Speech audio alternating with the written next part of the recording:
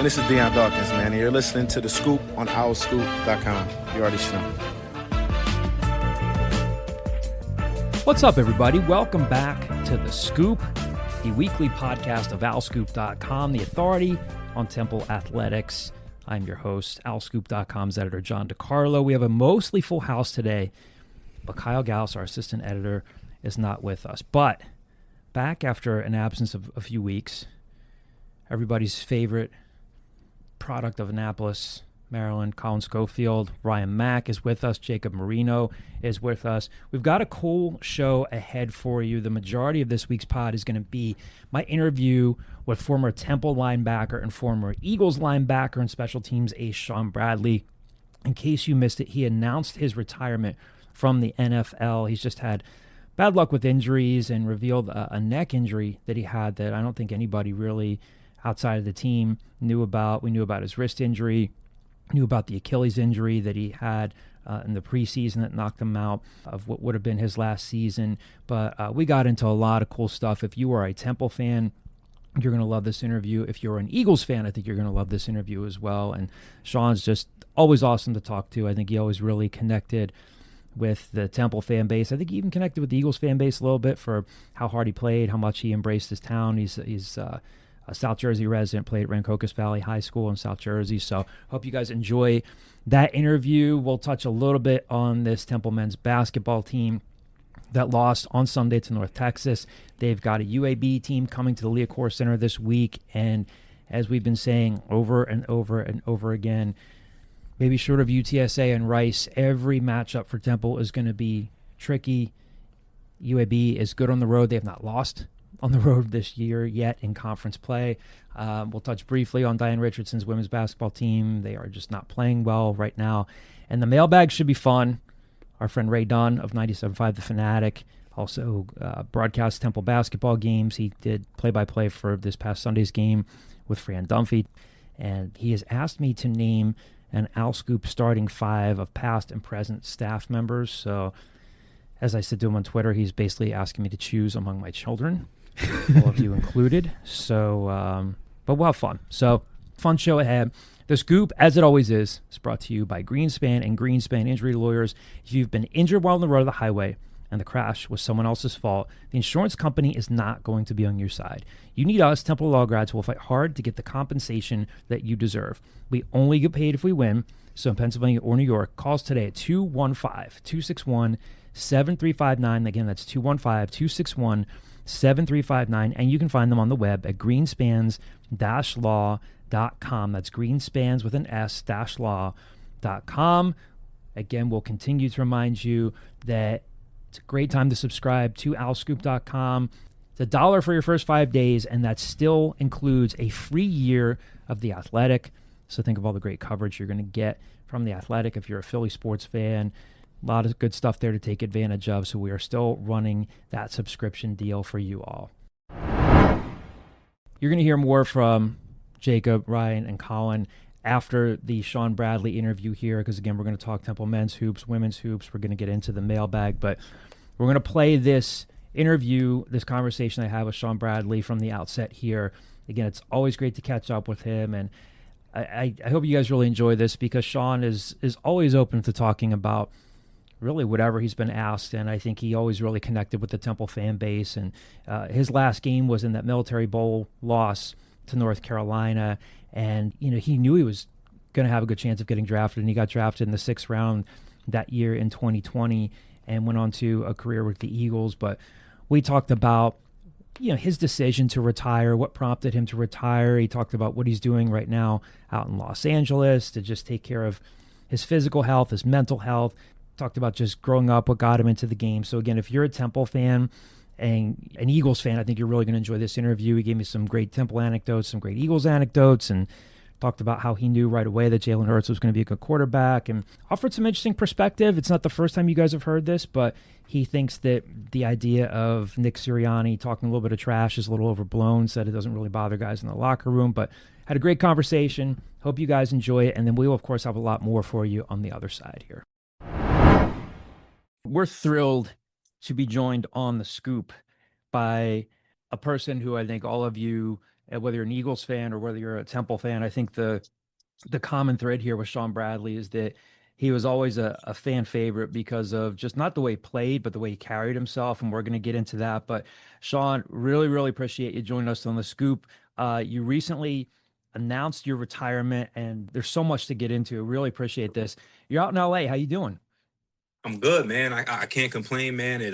It's bittersweet, I will say that, but I'm looking forward to the next part. I'm excited for it, and yeah, I appreciate you having me on, man. Well, tell us for starters, what's going on out in LA? I know you said there's an NFL program that you're doing out there. Tell us more about that.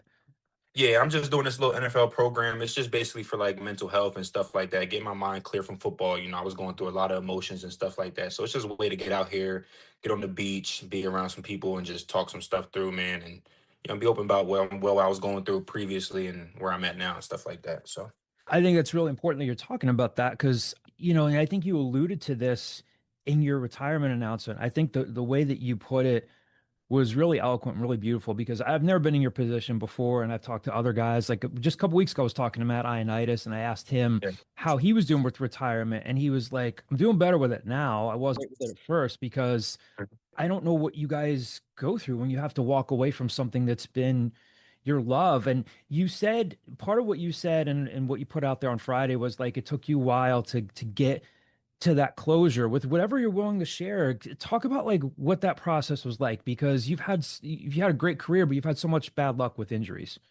Man, it really all started like I said, I had neck surgery in 2022, and I played through that, and then when I had my Achilles surgery in 23, that's when like everything like for me kind of started personally where I felt like everything started to go downhill. Man, it was the recovery to that was really tough, and then I was surrounded by a lot of death in my family. I had a lot of stuff going on personally on my Mm. personal life, I'm and sorry to hear that. so.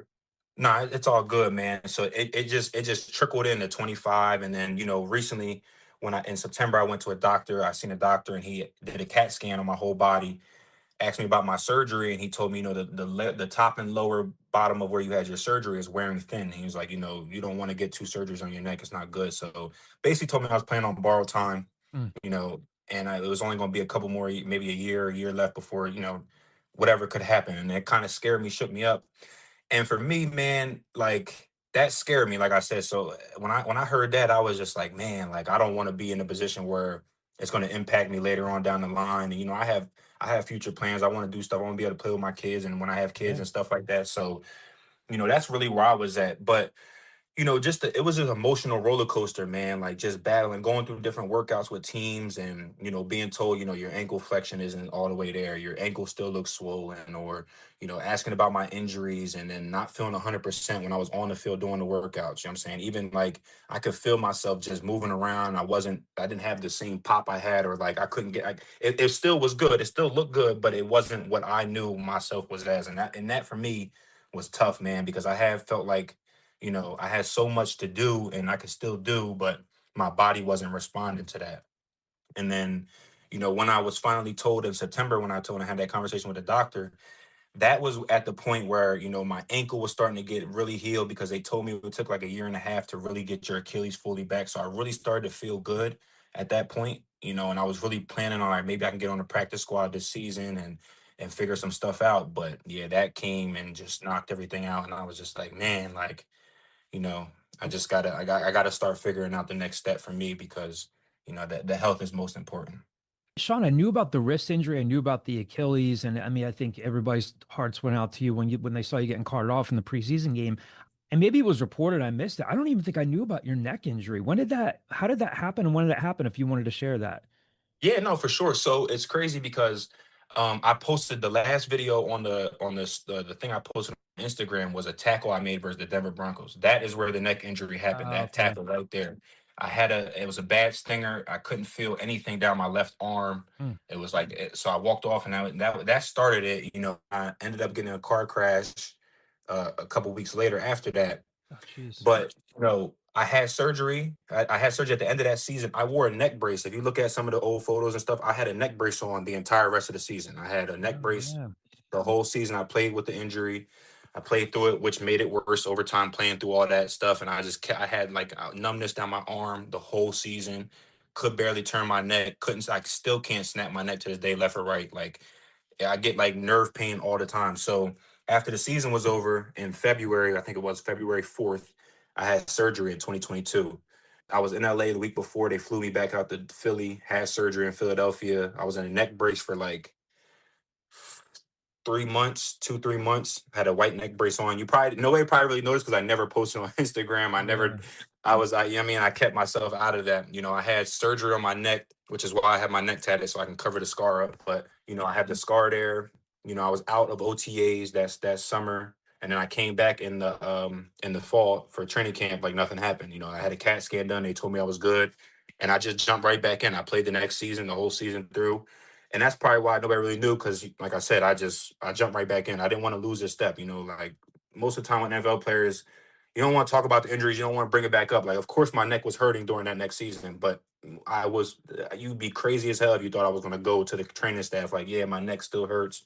You know, that's just not how we're programmed. I don't want to lose my spot. I don't want to lose nothing got going on. So, Yeah. you know, I just toughed it out, and you know, I dealt with the nerve pain for me has gotten increasingly worse over the last 2 years. Like I noticed, like I said, when I'm driving my car, like I have to like turn my head slow. I can't snap my neck. My neck doesn't go all the way back here. Like I can't stand up too long. My neck is like gets sore. I have to sit down. Same with like sitting down too long, keep my head down. It's just it's really annoying, bro. So, you know, it's tough. It's definitely tough, but you know, that injury, that's the one that really got it. People think it's the Achilles. I'm like, nah, man, it was the neck injury has caught up to me over time. For as long as I've known you, I mean, I know that so many players will say, I want to play. And you kind of addressed this already, but for you, you have, as cliche as it sounds, you have never taken anything for granted. I don't know that you, being who you are, maybe would have handled yourself any different if you were a first round pick, but did you put a little bit of pressure on yourself being a sixth round pick? Like you survived one coaching change. Nick kept you, Jonathan Gannon kept you, the team really respected you. But part of that wanting to push through was part of it like, hey man, I'm a six round pick. Like they could cut me at anybody can be cut. But did you put extra pressure on yourself to say, like, hey, nothing's guaranteed. I didn't sign like a first round deal. Yeah, absolutely. So like that was the biggest thing for me. And I really tried to like that's what I prided myself on was like, you know, like I was a 6 round pick and I made the team every year. I was on active roster. I played through the whole thing. Like I worked for that. Like I busted my butt. I did the work in the off season. And when I got to training camp, I made it my goal. Like, you know, I gotta find a way to stand out. I found special team as my lane. I took it personal. I took that part of my game really personal. Like, all right, well, if special teams is where they want me, I'm gonna be the best special teams player I can be. I'm gonna try to outwork everybody. And of course, credit to the coaches always because the coaches I had, Dave Fipp, Michael Clay, Tyler Brown, they great coaches, helped me, taught me film, taught me how to watch film, taught me what to look for when I'm playing special teams, made me a better special teams player. And then yeah, like the coaching changes for me, they weren't a problem. As you know, Temple, we went through what, 4 coaches in 4 years? Yeah. Matt Yeah. Rule, Jeff Collins, Rod Carey, almost Manny Diaz. You know, like I was used to adjusting to different Mhm. to different playbooks and different styles of coaching. I had no problem with that. But making it as a 6 round pick, I knew Dave Fipp told me was first special teams coach when I got to Philly. He told me off the rip, like, you know, late round picks and undrafted free agents, your way to make the team is through special teams. If you guys aren't the first or second guy on offense or defense, that's the way you're gonna make it. And otherwise you're gonna get cut. So I took that to granted. I'm like, all right, well, it ain't gonna be me. I gotta figure out a way to get on the field and make my mark. So yeah, I took it personal every year. So, you know, I prided myself on that. And that for me was why I found some peace also when I had to shut it down because I'm like, you know, I played a lot longer than I even expected myself to. Most people didn't even make it out of 6 round or got cut or didn't make it to their fourth, fifth year. So, you know, you know, that was good for me. Sean, I got to give you a lot of credit too. And I'm sure other people have said this to you already. I know that injuries can happen at any point, any time on the field, but man, like playing special teams, running down there with a neck injury, you're only a human being. Like, were you scared or did you reach a point where like, no, I'm good? Because that's where these collisions happen and like it's high impact. This is before the recent rule changes. Yeah. Yeah. So it's crazy because I'm glad you said that because people always think, you know, people always overlook special teams, but I always tell them like, special teams is a war. Like Hmm. that is you running down there full speed, running. It's a car crash every single play. It's full speed. You're running downfield and you just running into somebody. So like when I had the neck brace after I got hurt, but I had the neck brace the whole time. It was shielding me from like my neck pinching all the way back. So it was actually benefiting me a little bit while I was playing with it. After I had the surgery, the next year I was thinking about it a little bit, but I kind of got it out in camp because like the first couple hits you take in camp, I wanted to test it out. I thought about it, I'm like, man, like what if one wrong hit I can get paralyzed or my neck could get like that's what I always thought about. Like I don't want to hit the wrong way and then my neck like I just mess up everything I had. So, but you can't play like that. I never Yeah. played like that. I always played like, well, if I'm going down the football field, I'm going down the football field. This is what I love to do. I'm gonna go out there. I'm gonna put my body on the line. I love the team. I wanted to win. So, no thoughts when I was playing out there. Honestly, to be honest with you, I was just trying to make plays and be the same player I was before I got hurt. So, good question. But yeah, nah, I didn't think about it too much. Only in the beginning of camp when I first got back out there, I was kind of nervous. Like, all right, let me make sure I can hit a little bit still. So Sean, and we'll get into this a little bit later, but when you posted what you did on Friday, who were some of the people that reached out to you? What were some of the memories that came flooding back? Because again, whether it's Temple people, Eagles people, people loved you because of the way that you carried yourself and the quality of your character. What came back to you? Like you hit send on that and you post it. What came back to you, whether it was like through people calling you, reaching out, or what were some of the memories and the people that reached out? yeah, no, that was awesome, man. For me, that was the best feeling for me was seeing a lot of my old teammates, players I played with on the Eagles, Temple, even like coaches from back in Pop Warner that commented on it through my journey. Like people that see me grow and know what I've been through and what we went. Even people that played with me that we went through on the field together, showing love. Like I had my coach from Pop Warner, Ken Kruk. He shouted out. I had a couple former teammates from high school, all my teammates from Temple, Chappelle Russell, Sam Franklin, Quincy Roche, they all commented. And, I have Zach Baun and Darius Slay and Mhm. then trainers I had from when I played at Exos. Like it was just a good feeling, like, seeing all these players and knowing like, like Slay said, I was a great ass teammate. That's literally what he said on the gym. For me, Mhm. like that's great for me. Like I like Slay is one person for me that I always told like he was like the real OG for me. Like he came in, he showed how you're supposed to work, how you're supposed to carry yourself, how you're supposed to show the younger guys the way. And like for him to tell me I was a great ass teammate, that mean the world for me because that's what I tried to be. I tried to be the best team I could, and I tried to be the best special teams player I could in my role. Like I embraced that. So like, that felt good. It felt like at least I did something. At least I left the mark and people knew like, all right, nah, Shaun was a good. That's all I wanted, man. And like I said, that was the best feeling for me, and I couldn't ask for a better response. Like 400 comments and all my former stuff, like that was awesome, bro. Like that made me feel good. It even brought me more peace. Before we get into everything you did at Temple and in the NFL, I kind of want to go back to the beginning with you. You started playing, you said when you were 6 or 7, and that your father Marcus got you into playing, and he played JUCO football. Do you Yeah. remember like what is your earliest memory of picking up a ball or just getting into the game? Oof. Oh man, my earliest memory is originally I played for the Marlton Chiefs because my mom we moved to Marlton when I was younger. We moved away from Mount Holly and moved to Marlton. So my first started playing when I was in Marlton, and they had me playing tight end was my first position I ever played, Mhm. and because they just didn't know I was a taller kid. I was kind of skinny. I was skinny, but I was tall to compare to the rest of the kids. They just put me at tight end. I was wearing number 21, Hmm. and the best memory I have honestly is one play, they were like, "Yo, we're gonna run a tight end reverse," and they gave me the ball, and they gave me a ball to tight end reverse, and I took off, scored a touchdown, blew past everybody, and from that point on, they moved me to running back. Like the next day, I'm like, wait, and then I was playing running back my entire thing. I was playing in Marlton for what I played from 6, 7, 8, 9, 10. I played all the way up until like 8th grade, and then Mhm. I moved back to when I went back to Mount Holly and played for the RV Patriots. But yeah, man, like those moments, those days like that, and it's crazy because technology is not what it was. I wish it was, so I could see like highlight films and films of me playing and stuff, and I only have certain pictures and stuff. But man, like I think about that all the time. Like it's crazy how much time passes and how fast that goes. But I had no idea at that age that I would make it to the NFL. I didn't. That was not a thought. I wasn't one of those kids like, oh yeah, I want to play in NFL. Like I was not that kid. Like I honestly, I hated getting tackled. I hated tackling. I wanted Mhm. to play basketball when I was younger all the I time. remember That's you all I telling me wanted to that. Yeah. do. Yeah, I wanted to play basketball, and I was good at football. I was fast. I was comfortable playing it because my dad played it. I knew how to play it, but like, yeah, I didn't think I would. I didn't think anything of the NFL at the time. So it's honestly crazy. I guess other people have made this observation too.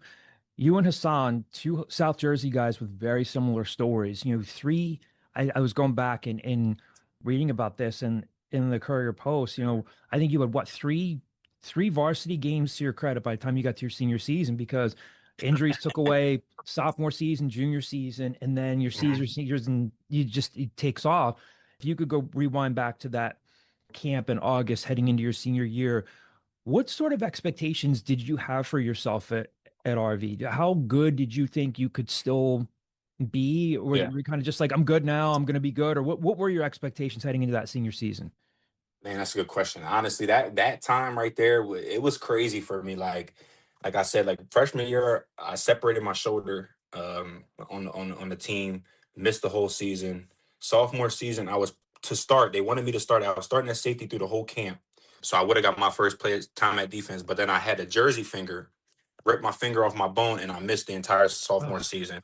man. Yeah, terrible, yo. It was the weirdest timing injury ever. Like, who gets a jersey finger? It was the craziest thing ever. Mm, Like, honestly. And then, so at this point, once I got hurt for the second time, my sophomore year, that's where I was really checked out. I'm like, man, I ain't like I can't do this football stuff. Like, this football stuff is ridiculous. So, came back the next year. I'm like, all right. My coach was like, you're just gonna play running back.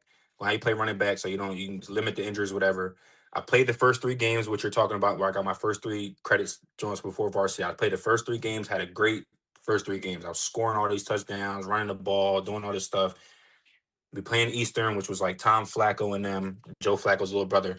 yeah. And I run this little joint outside line, and I end up partially tearing my PCL in my leg, Mm, out for the rest of the season, missed the rest of the season. And I'm just like, man, like I missed half a basketball season. I'm just like, yo, like this is ridiculous. So, and mind you, at this time, I wasn't the kid to go do camps. I wasn't going to Temple camp. I wasn't going to Michigan camps. I wasn't going to Rutgers camps. I wasn't doing 7-on-7s. I wasn't doing none of this. You know what I'm saying? I was running track in the spring and I was playing AAU basketball in the summer. mm, I wasn't doing football camps. I didn't go out my way to do that. I went to a Rhode Island camp after I got hurt my junior year, going into my senior year. I went to one Rhode Island camp. What my coach brought me up there. He had to force me to go up there. He's like, mm, "Come on, just go up there with us. Just go up there." I'm like, "All right, I'll go." Went up there, ran a good 40. I don't know what it was honestly, but they offered me on spot. Rhode Island mm, offered me my first scholarship when I got there. So going into my senior year, that's what I had. I had Rhode Island, but I hadn't committed because my coaches were telling me, just wait and see. My dad was telling me just wait and see what happens. So going into my senior year, I was at the point where I was like, man, like, all right, well, one school offered me, so I'm probably going to end up playing football because if the D1 school offered me, then I probably have some talent to play. So I really kind of like locked in on football at this point. I'm like, all right, well, football is going to be where it's at. So I tried to going into my senior, I'm like, I'm gonna make the most of it. I'm really going to try to do what I can at running back and just, go out. And whole season played out. No offers came through. End of my senior year, Rhode Island calls, hey man, we had somebody else commit. They took the scholarship. We have no more scholarships to give, so we're going to take your scholarship. Now I have nothing, right? So, I have no scholarship at the end of the senior year, and like I said, Fran Brown called the day before signing day, and the rest was history. So, I was going to ask from Temple staff who reached out to you.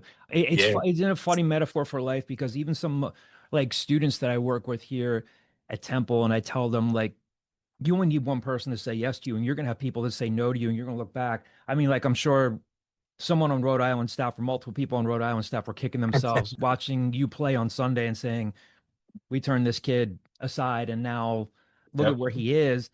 I think I'd read too, I think in Josh Friedman's same story that Fran talks to you and I guess he says like, hey, we don't have a scholarship left. Can you gray shirt?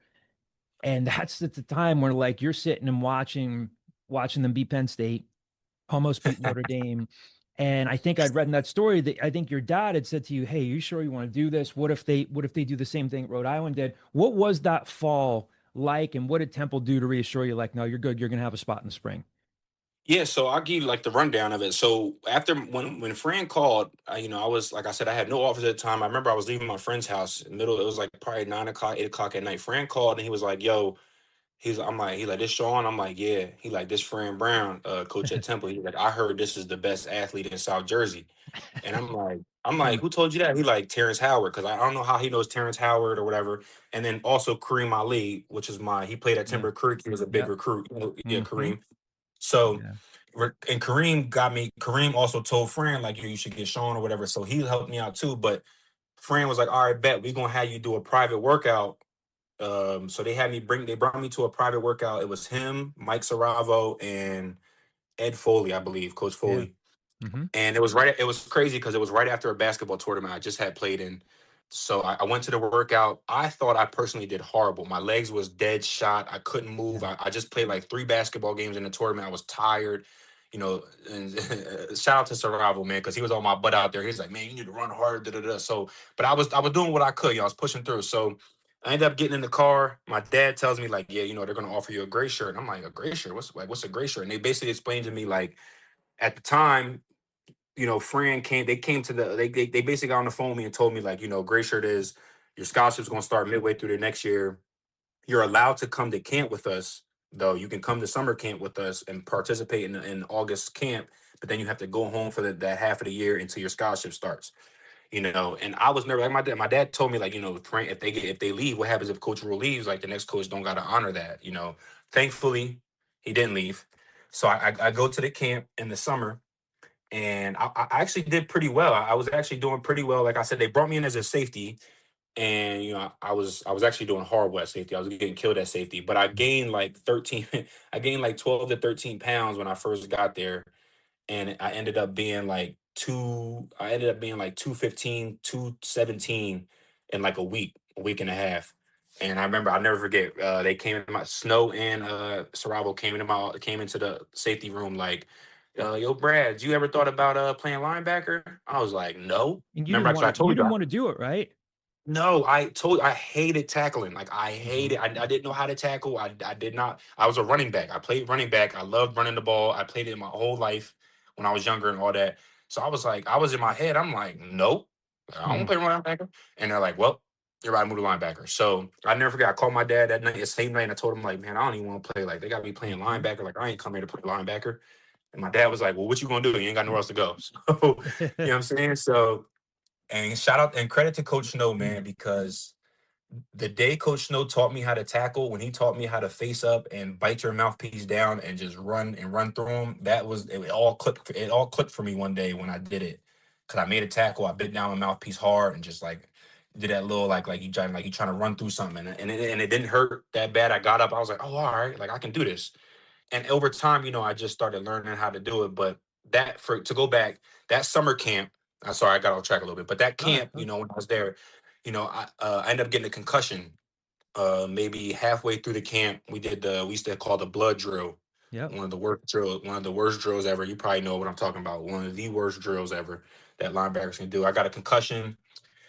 So I was out the rest of the camp. Coach Rowe brought me in end of camp. He was like, listen, man, we was gonna have you, because he told me like, yo, we were gonna bring you in on a scholarship that fall. Like we were gonna put you in and play you on special teams.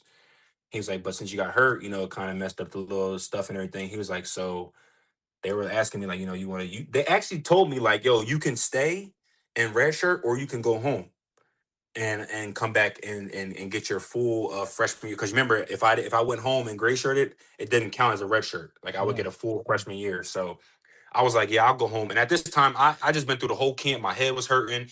I just practiced with Tyler Matakevich. I was like, yeah, I'm ready to go home. Like Yeah. I need to go work out a little more. I need to get ready to play linebacker. Like I need to work on some stuff. So I was like, yeah, I'll go home and come back in the fall. So I ended up taking some community classes at college. But the one thing I'll say with Temple is they let me the locker room. I was allowed to, like, I came to every game, home game. They allowed me to come in there. I was allowed to come into the locker room, hang around the players, talk to the players. I was a couple of games I was on the sideline, hanging out. So like they were actively letting me know that like, yo, you're good. Like we want you here and stuff like that. Like I was there when they beat Penn State. I was at the Mm-hmm. parties. I went to the back to the school. I went Notre Dame. I was at the college game day. I was at everything. So it was a good experience. It was tough because all my friends that I met up there, they were all playing Kareem, Chappelle. They were all like, out there going to school, hanging out. So that was tough. But, it all worked out for me because they all redshirted. And when I Yeah. got there, I was playing as a true freshman. So I always joke Yeah. around about it. I'm like, yeah, I don't know what redshirt feel like, bro. You know what I'm Mm-hmm. saying? Like, Yeah. so but it was tough, man. Like emotionally, like I said, going to camp and stuff, it was fun doing that. But emotionally, it was tough to like hang on and go through community college and know I was still being at home around everybody when I should be in school and stuff like that. On the flip side of it, though, was part of you saying, well, this seems cool. I'm going to go there, and this sure as hell is no disrespect to Rhode Island, but your career, maybe you would have made it to the NFL through Rhode Island. If you're good, you're good. But you're probably thinking like, oh wow, this program is really turning around. You go and win a conference championship the next year. When you were seeing that, were you like, okay, waiting and locking in was the right thing to do here? Yeah, absolutely. So, right, because I didn't talk about. So when Fran actually offered me, at the time there were so many athletes in South Jersey that were committed to Temple. So once Mm-hmm. Temple called me and offered me, I was in there like, oh snap! Like Kareem Ali going there, Jeremiah Toki's going there, Raquel Armstead going there, Kareem Yeah. Ali's going there, Chappelle Russell's going there, Amir Tyler's going there, Jake Robinson's going there. Mm-hmm. We got all these players. Yeah. Matt Hennessy's going there. We got all these players from South Jersey that I'm seeing in the paper, all committed to Temple. And I'm like, yo, I'm right here. Like, I'm going to school with everybody from Jersey. Like, this is Mm-hmm. awesome. And like I said, and then I start doing my research. When I got to school, I'm seeing how good Tyler was, Tavon Young, Matt Ioannidis, Hassan Reddick, Jared Alwan, rest in peace, Yeah. Stephon Marshall, Avery Williams, all these Sean Chandler was at Temple already. Brad, yeah, Mm-hmm. like we had these players, and I'm like, yo, Temple, I'm like, we nice over here. And then they were changing the program. 2015, they had college game day. I'm seeing this as an 18-year-old. I'm seeing them beat Penn State.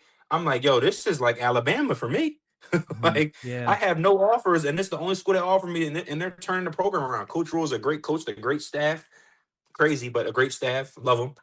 So yeah, like it was extremely blessed. I'm like, look, that was what I credit to God. I'm like, see, God took Rhode Island out of my life and brought Temple, and credit to Fran out of anybody, because Fran was the one person that stayed on my case, that really took the chance on me. So, you know, like I'm forever grateful. Like that was, man, best decision I ever made, to be honest with you.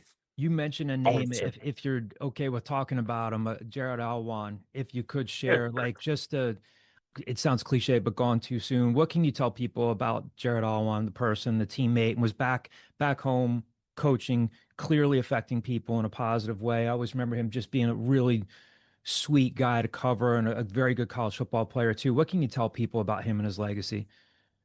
Man, yo, shout out Jared Alwan, seriously, because when I got there, first and foremost, Jared Alwan was one of the best high school running backs I have ever seen play. Yeah, I I can't make watched his that. huddle Yeah, tape. yeah. He was ridiculous, Mm-hmm. like ridiculous. Mm-hmm. But as a person, oh man, there was no better teammate, Mm-hmm. no better teammate on that Temple football team than Jared Alwan. Like I got there, they moved when I got moved into the room. They moved me to Mike linebacker. He took me under his wing instantly, Mm-hmm. showed me how to play the game, what to look for, watch film with me and Deuce, knowing that we were actively even trying to take his spot. We know we was competing for the same spot. He didn't care about none of that. He Mm-hmm. was like, bro, I want the best person to be out on the field. He's like, so if you gotta play, or Jared Folks at the time gotta play, he's like, I'm cool with that. I want y'all to all be prepared and everybody be ready. Like that's the type of person he was. And dang man, this I hate this be like when I got drafted, man, like when I got drafted and I was going, even when I was at my senior year at Temple, he would always keep in contact with me. Like I'm not gonna say we talked every day, but he would always reach out.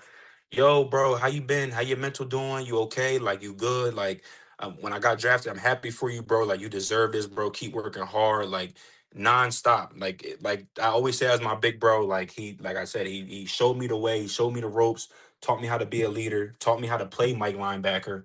And like, man, I miss him, man. I wish I could have a conversation with him. I wish, he got to see the progress that we went through, and I wish I got to come see him coach in the game. And Mm-hmm. I wish I really just got to talk to him before he left, man, and asked him if he was okay. Yeah. That's one thing I regret, man. I didn't reach out soon enough, and I I miss him, man, and I hope his family's good. And Yeah. yeah, man, great person, great person. Nothing Uh, bad to say. Beautifully said. What are your memories of that 2016 season? Because as magical as 2015 was, 2016 ends with a conference championship, which was a huge deal. Yeah. Yeah, that team, man. I love that, man. That team right there. If you look at that team and you see how much NFL players came off of that Oh team, yeah. it is ridiculous how much Mm-hmm. talent was on that team. I would go back and do that entire year over. It felt like a movie. Like Mm-hmm. we lost the Army in the first week of season. We had a meeting the next day. We was getting yelled at, screamed at. I'm thinking like, oh man, we about to be terrible this year. Like how we lose the Army, like. Yeah. Yo, then we go and we beat did we lose to Memphis? I think we lost to Memphis that year. We lost to Memphis too, but we ended up beating UCF at Yep. that last second catch Yep. where back of the end zone from For Keith PJ. Kirkwood, yeah. Keith Yeah. Kirkwood, yep. We ended up doing it, and then everything just started to click. We like, and it was a good learning experience for me, like I said, because I played special teams, and I was still learning the ropes at that time. So Mm. I got a lot of criticism for myself because I even take the blame. Memphis game, I missed a tackle on Tony Pollard, and he scored the last touchdown. I could have tackled him. Yeah. I missed the tackle. Hassinen was snapping at me, Nate Harris and all they was snapping at me. I deserved it because it was some soft stuff. But like that's how I go. But man, like experiencing that feeling of winning and then winning a championship and like how close we were as a team, like everybody, like the old guys would talk to the younger guys, and the younger guys we was all connected as a group.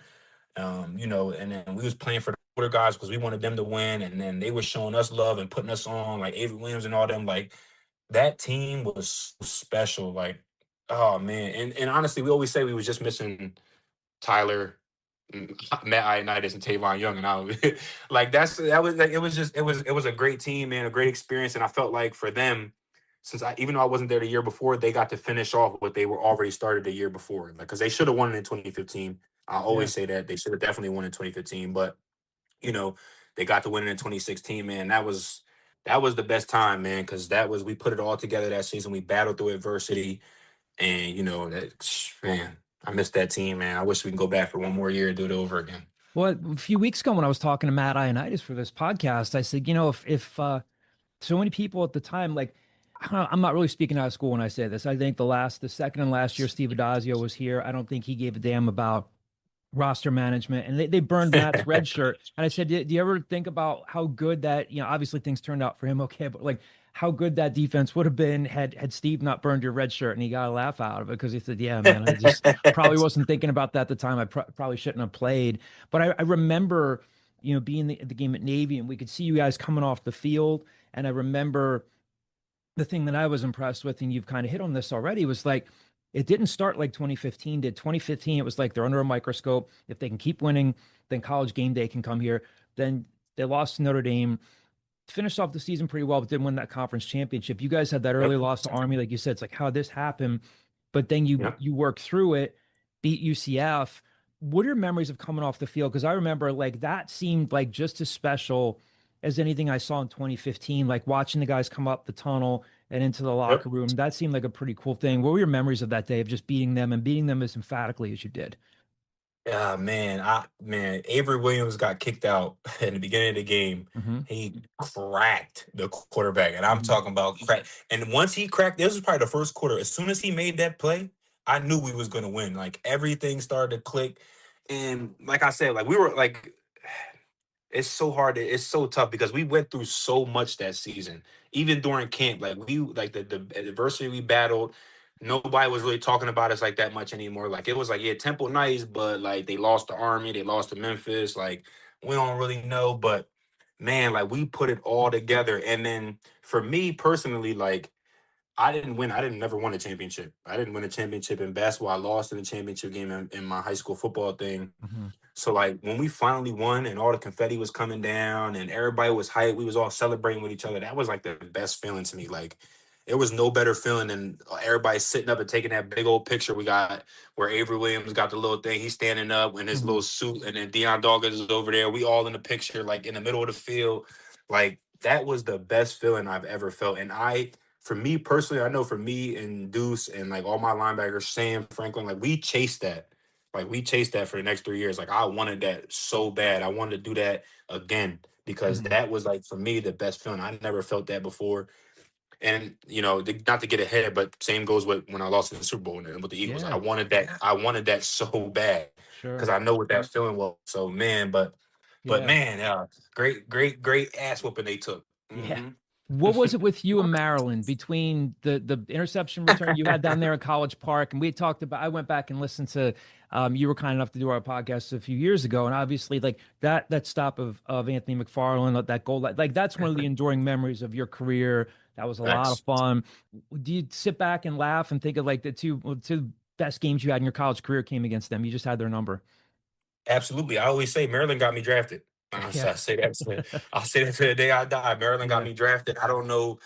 I took those games personal because I knew like the big time games is what coaches were really going to look at because Mhm. obviously they always talk bad about our conference, how we don't play the same level of competition. So I knew when we played those big schools, I was going to do everything in my power. I'm like, all right, well, I got to have the best week. So credit to myself and the team, but I studied my ass off. When we beat Maryland at their place, I know their coach passed a week before or something like that. So they were trying to say like, oh, the team wasn't really focused, and that's why y'all beat us, blah blah blah blah, whatever. So then they got a chance to come back and do it again, right? The next year. Mhm. So next year, I'm like, oh, they started out the season hot.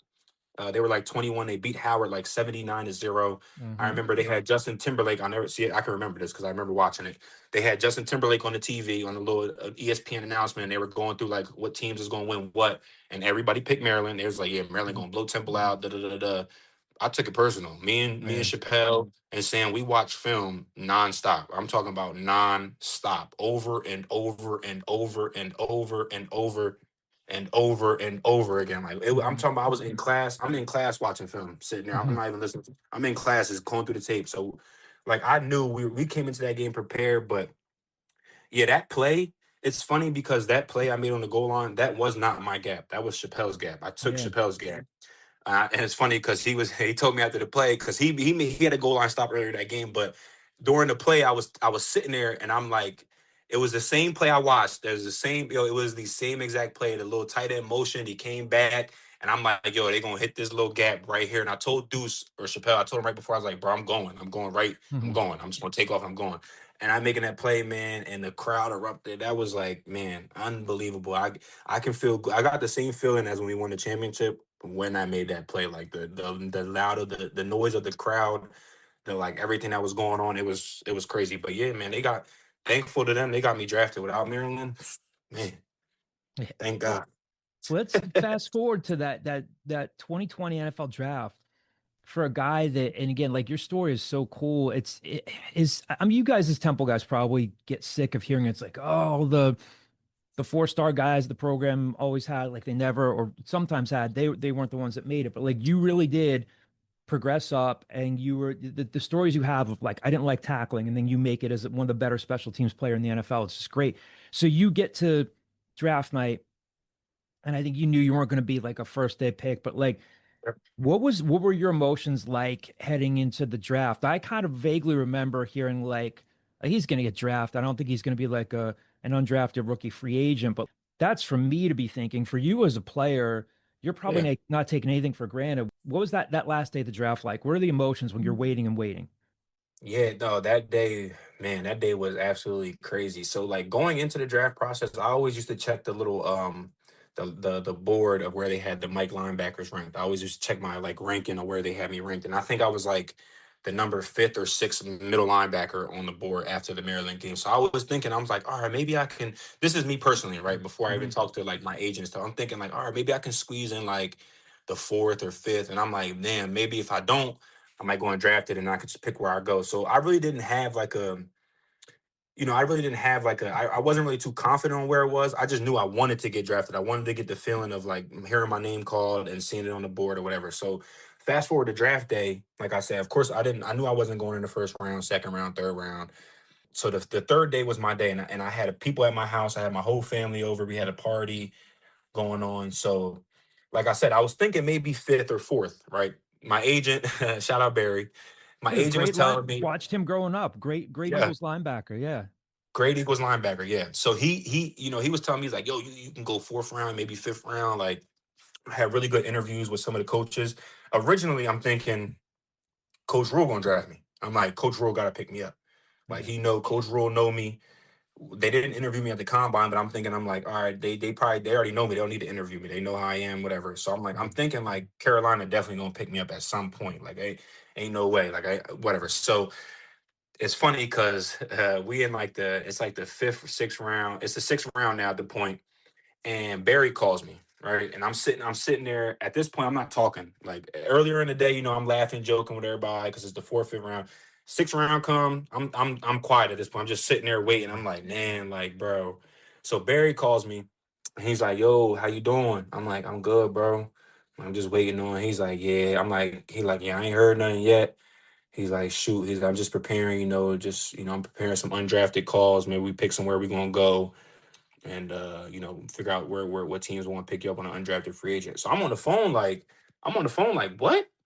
I'm like, undrafted. I'm like, man, I'm not going undrafted. 2 rounds left. I'm like, what you mean? Like, I'm not trying to hear that. I'm not trying to hear going undrafted. I'm not trying to hear that. So I'm mad. I didn't really say that to him like that, but that's what I'm thinking in my head. Like, what? Undrafted? Man. I hang up the phone with Barry. I cannot kid you. This is probably about 5 minutes after I hang up the phone with Barry. I get the phone call on my lap. It says Philadelphia Eagles. Yo, I had my friends standing there with me right behind me, and they were like smacking me on my shoulder, like, yo, look, that's Philly. Like, yo. So I answered the phone, man, and thankful to God for Howie Roseman, Mr. Laurie, Doug Peterson, forever indebted. I will never say nothing bad about none of them. I love them to death. They changed my life. They called me, told me, gonna pick me up, whatever. I started crying. My mom started crying. It was the best feeling in the entire world. Like, because I was already so nervous about like, dang, if I get drafted to like the Rams, I got to go all the way across country and leave my family. Like, I haven't left home. I never left home. I've been playing at Temple. I've been home the whole time. Yeah. And then I get drafted by Philly. I'm like, yo, this is like a dream come true. I don't got to go nowhere. I'm living here. My people can come see me. Like, yo, it was the greatest feeling in the world. That was the best day of my entire life. I had my people there. We celebrated. It was COVID at the time, Mm-hmm. and you couldn't gather in groups during COVID. You weren't allowed to be around multiple people at a time. We had the cops pull up because there was everybody was gathered. It was a party. They came over and they were like, "Yeah, man, we heard you just got drafted, bro. Like, you're good. Like, y'all good. Have the party. Like, chill out." I swear, yo, it Yeah. was like a movie, man. It was the greatest time of my life. Like, man, that day was unbelievable for me. At that point, doesn't wash over you as like someone again, I'm sure Hassan got some of the same questions. Like, this wasn't supposed to happen for me. I keep going back to this because this always cracked me up when I used to ask you about this. Like, I was the kid who didn't like tackling, and now I got drafted in the 6th round by my hometown team. Just hit you right then, like, holy crap, like this, like Yeah. my life is really falling into place. Nah, seriously, like I said, like, so, like, you're exactly right. Like, I thought back to, I'm like, yo, because my friends were there from when I was childhood. Now I was thinking, I was telling them like, man, like, bro, I didn't even know I was gonna be here. Like, I didn't know I was gonna be here. I remember sitting there with no offers, with Hmm. nobody calling me. I was thinking, like, genuinely thinking like I'm gonna go to community college and get a job maybe at like IHOP, McDonald's, like, figure out what I'm going to do. Because my Hmm. dad told me, like, if you don't get a scholarship, I can pay for community college. I ain't paying for to go to no big school. So I'm like, all right, well, that's what I was thinking. And then to be there and get drafted, coming from one scholarship offer, coming from playing 1 year of high school football, coming from people telling me I'm an undersized linebacker my whole entire time at Temple. Yeah, he's good, but he's small. He's 223. He's a little linebacker. He's playing in a smaller conference. You know what I'm saying? I was getting told this over and over again. And then the dream of actually playing didn't happen for like sophomore year when I started my first year and I made like the ECA first all team, whatever it was. I was like, all right, maybe I'm pretty good. I can play linebacker. I'm like, I'm pretty good at it. My junior year when I got my single digit and shit started clicking for me, that's when I'm like, all right, maybe I can really try to push the NFL. But it was never in my mind that I was like, dang, I might really get drafted. Like, I wasn't thinking like that because I never like I said, I wasn't playing football to play football when I was younger. Like, I was playing football because I was good, but not like to think like, oh, you can go to the NFL. Like, so when I got drafted, I would just remember just talking like, dang, bro, like, I'm not supposed to be here. Like, Hmm. I'm not supposed to be here. Like, there's no like, I didn't have the easy route. Like, I really worked my ass off every single off season, every single winter workouts. All like, I busted my ass to like, sorry, excuse my language, but No, you're I fine. busted my butt to get there, and like it really paid off. Like, I feel like that was like my sigh of relief moment. Like, yo, you did it. Like, this Hmm. is like, you got your opportunity. This is what you wanted. And again, I took it personal that I was a 6 round pick. So that was my next thing.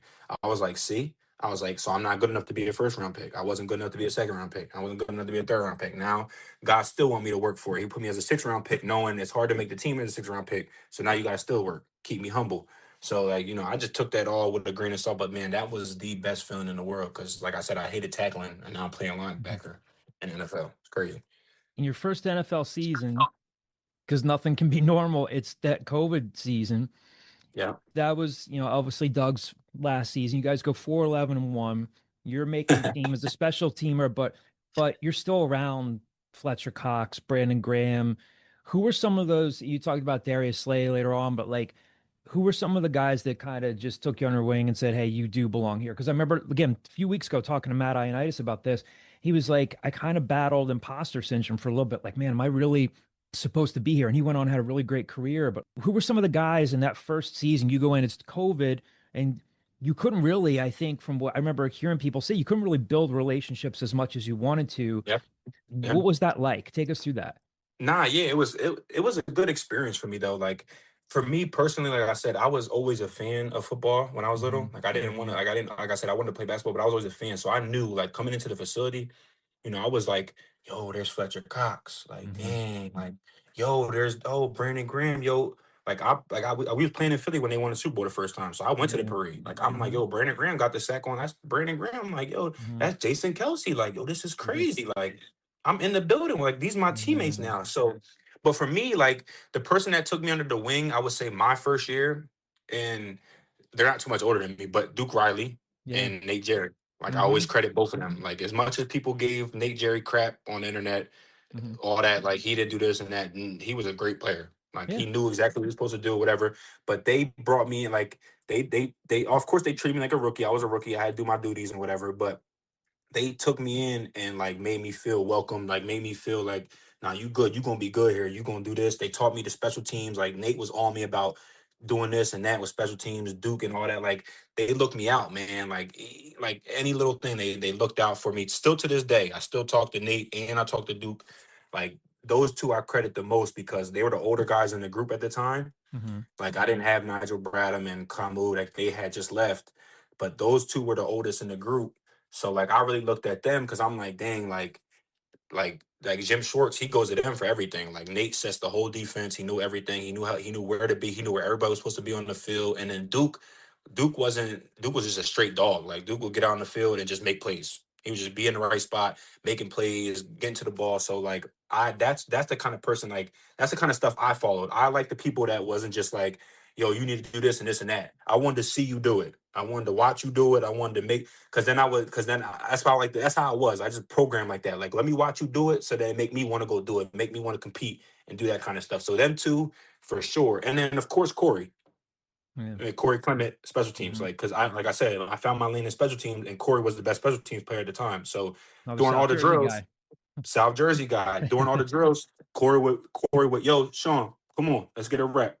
All right, bet. Like he would make me work with him in those drills so the coaches could see me. Well, that's how I thought about it. So the coaches could see me, get a chance to see me on film, call me out, do that stuff. So Corey was another big part in that. And like those three, man, like they were the best people for me to have at that time, regardless of what anybody think. But those were the best three people for me at that time because I learned so much from them, but I also competed with them because we're also similar in age. Like we're not too far off in age. So, Yeah.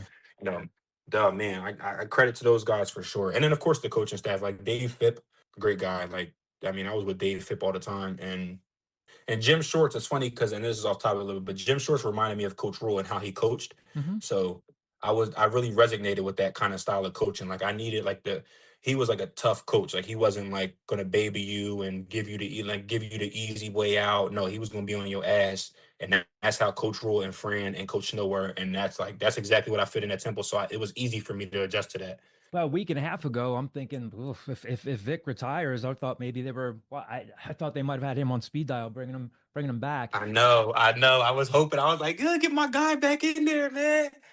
I alluded to this earlier. I know that from what I can understand, the roster is more of a Howie thing, but Nick Sirianni comes in, brings in Jonathan Gannon. I suppose there's a world where they could have been like, Shaun Bradley's a sixth-round pick. Obviously, you'd started to like build a reputation, but like I still think it's notable that you survived another coaching change. And that I remember asking you, I can't remember when it was. I said, what is a Jonathan Gannon defense going to look like? And you said, flying the F around. Can you tell me, like, because now he goes on and gets, I know he just recently lost his job, but Yeah. tell me about Jonathan Gannon, because when he became the head coach, and there's that clip out there where I forget who he's talking to in the Cardinal, he's going pew pew pew, and he's like explosives, and people talk about how quirky he was. What was it like playing with him and being around him? And what were the impressions like? What's going through your head when like Nick Sirianni comes in and Jonathan Gannon comes to town? Oh man. Well, first and foremost, I love Jonathan Gannon. That's my guy. Mm-hmm. Jonathan Gannon, Nick, I love Nick and Nick Rallis too as well, my Mm-hmm. linebackers coach at the time. All three of them guys, great coaches to me. I Mm-hmm. honestly, I because my second year in NFL on special teams was my best year. Yeah. I was almost top in the special teams tackles, and I was one off on a Pro Bowl vote, and I Yeah. was Pro Bowl alternate. Like I had a great year. And JG, like he is quirky in how he leads, but man, like he used to fire me to F up. Like we always used to, like when I used to come on the field, he used to talk trash to me and get me right, and I used to talk trash back to him. We used to Mm-hmm. get into it. Like that's my guy. And Nick is the same way. Like I always, like I love, like Nick Sirianni, like he's a player's coach to me. Like I don't understand none of how they be talking about him. Like he is a player's coach. Like he does it. He feeds into his guys. He hears what his guys. He wants to understand his guys, how he feels. Every coach has their own way of how they want to run things, but he is a player's coach. So like for me, like I loved playing. I thought I was learning his system by the time before he left his third year. I was just really grasping, like really understanding like their play calling and how they wanted to run. Man, that was my favorite staff. I loved them to death. Like, I always partially think that the reason why I made the team half the time because of like the relationships I had with them and like, how they carried it and how they pushed me on the field and the energy they gave off. Like I said, they were young. They're young coaches. Like JG's young, Nick's young, and Rallis is young. They're all young and they fed off of that energy from us. Like that's how they were. And man, they fit that building so perfect, man. I wish we could have got that fucking Super Bowl that year, man. I really do wish we could have won for them. But shout out to them. So they're a great staff, man. You've talked about this a little bit already, but you know how, look, Nick Sirianni has gone to two Super Bowls and he's still, you know how tough you grew up here and you know what Yeah. the discourse is like. And you've kind of talked a little bit about this, but take us inside the locker room. You said he's a player's coach. And I think a lot of times sometimes fans might be like, yeah, the players are going to say that because they need to. But I feel like sometimes the perception outside of the building is a lot worse than the perception is inside the building. What was Nick like? Because he kind of comes in as an unproven commodity, and people are like, and he started making the flower analogy with the soil and stuff, and people are like, "What this guy is sounds like a high school coach." But it sounds like you don't get to two Super Bowls and win one of them without belief in the locker room. What can you tell us about being in the locker room with him and being in the building with him? Yeah, man. Like I said, he's a genuine players coach. Like he wants to, you open door policy. You can come talk to him whenever you need to talk to him. If you got something you need to say, he's open. He want to hear it out. He want to listen to you. And like all the antics he does, like where he talks trash to the fans and they're walking off the field and he does that. That's who he is. Mm-hmm. I For me personally as a player, I love that type of shit because that's how I Mm-hmm. am. I'm the one that wants to talk trash and all that. So when my coach is doing it, I love it. Like so, example, when I used to play and all that, I used to talk trash all the time on special teams. And Coach Nick, he would be over there. He would let me go, and then he'll calm me down a little bit. Or like we would like when they were kicking field goals and they would miss or something, we would laugh with each other and like joke around. Or he would get on the ref's butt for me. Like if I was yelling about to complain about something, he would stop me and then he'll start going in for me. Like I love that type of stuff. He's a player's guy. He's going to stick up for his guys. He's going to ride for his guys. Like you said, you don't go to two Super Bowls in 3 years if you're not a good coach. On the inside, because again, that's one of the perpetual questions that gets circled around here. Like when he's talking to Chiefs fans, and people are like, "Oh, he shouldn't be saying that stuff." But it seems to me, from what you're saying, like the players don't really like look around like, "Oh, he should be acting more mature than that." It sounds like the players don't really have a problem with that. Man, like I say it all the time. Like we talk about when we talk about in the building is control the noise, right? Like we don't listen to the outside noise. We don't listen to none of that stuff. And that's how you got to be. Like the players know who Nick is. They respond well to Nick. Like I always say all the time when people talk, even people ask me questions, I'll be like, listen, you can't listen to the media about everything. You can't fall into, oh, they saying this about him and he should be doing this. We don't feel that. They don't feel that way. The players respond very well to, look how they play. Regardless, like look how they play well. Yeah, even this year with the whole AJ thing and he wasn't this, I'm like, man, y'all can't feed into all that. Mhm. Sometimes you just have off games. Sometimes things are just not right. Sometimes this thing not clicking. They're gonna get it back under control. That has nothing. It doesn't like, oh, he should be fired. Who they kick him off. That's not how they just went to the Super Bowl last year with the same team. They're okay. Mhm. You know what I'm saying? Like, that's how we are. Like you worry about the people in the building. You care about the people in the building. You care about the people that's around you going to war with you. That's what you focus on, and that's how Nick is. I tell you right now, Coach Sirianni, he don't care about what everybody's saying about him. He's gonna be the same person in, day out. How he's gonna be the same person day in, out. They want to win. They want to get the team better. They're gonna do whatever they can to win, put the best players on the field, and that's how they are, and that's what you need. Like I said, and the players feed off of that. Like you said, you know how tough Philly is to be in Philly, to play in Philly, to coach in Philadelphia. Like it is. People are going to talk trash to you. People are going to not like you when you're not doing something right. They're going to love you when you're doing everything right. That just comes with the game, man. And he embraced that. He knows that. Like the talking trash to the Chiefs fans, I like that. The Philly fans like that. We all like that. That's how the culture is in Philadelphia. That's how the Eagles play. That's what we do. So I think he's great for the job. And I mean, I got nothing bad to say. I truly have nothing bad to say about him. If I did, I'd tell you, but I really genuinely don't have nothing bad to say about Coach Sirianni. I'm sure you've got a ton of them, but do you have like a favorite NFL story that you've never told before, whether it's like on the field, off the field, whether it's even just being in town? And again, you don't strike me as a huge ego guy, but whether it's like just being recognized, being at home, like what's a story that you take from being in the NFL that you've never told before that you kind of take with you and you're like, man, I just feel grateful for this? Dang, that's tough. I got some stories, but I can't share too much because of the people involved. I can't put people business out there. But I will say, playing at home and being like from the area, I will say like I take this with me. I take this that, putting on the Eagles jersey, like I wasn't an Eagles fan growing up. I was a Chargers fan, right?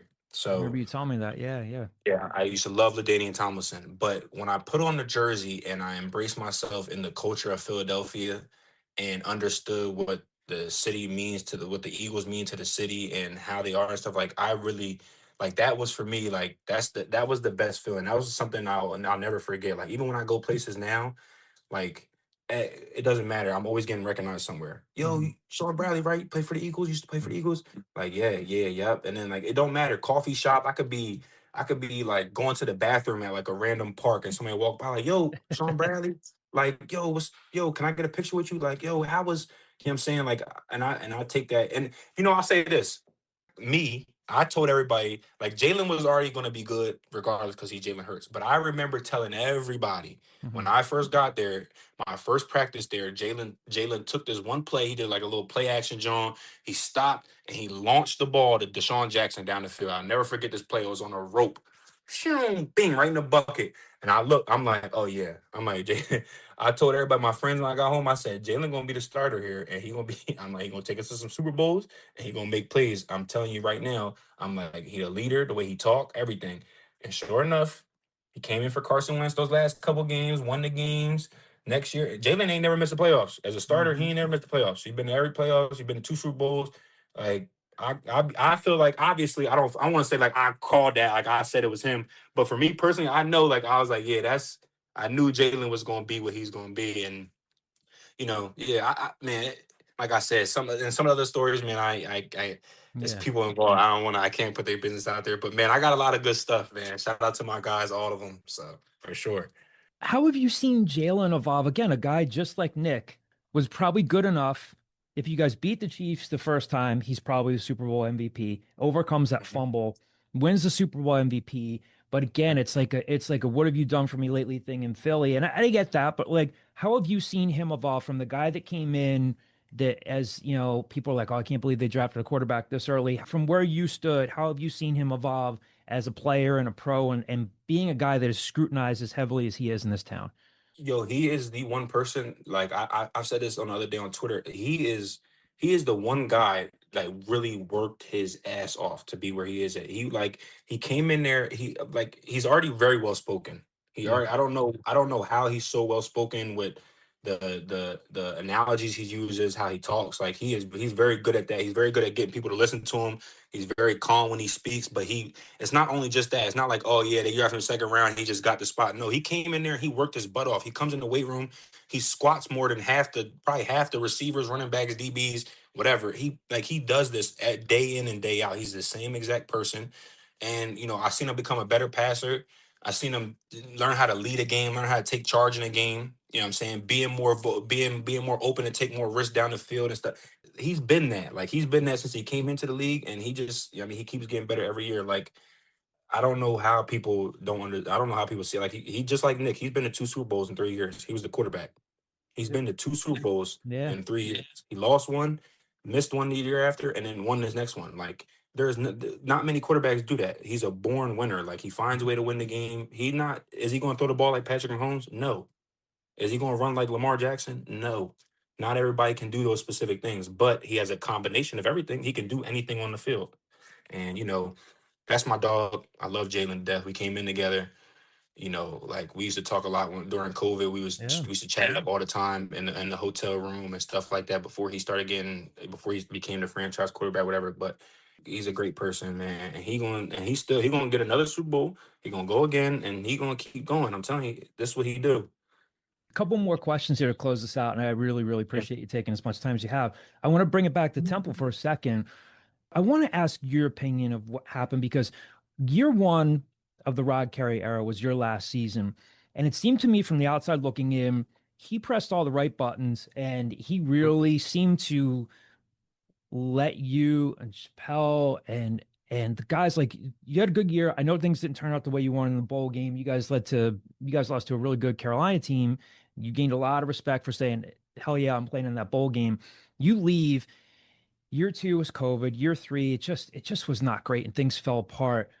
I know you weren't there for his second and third seasons, but from the outside looking in, where do you think things kind of like fell apart there? If you're willing to share, like just talking to some of the other guys, Yeah. because now things seem to be very much back on track with Casey Keeler, but that was a tough time. Year one, he looked like an okay fit. Year two and year three, it just was not good. Yeah, so no credit to Rod Carey. Listen, Rod Carey's my guy, and one thing I'll say is when he got there, he made it easy for us because he let us take the reins a little bit. Like obviously he's the head coach, but we had a culture built. Like we were the class. We were Coach Rule's first. Like we were Coach Rule's freshman class before he left. So we knew the culture of the program, how it was, the Temple Tough.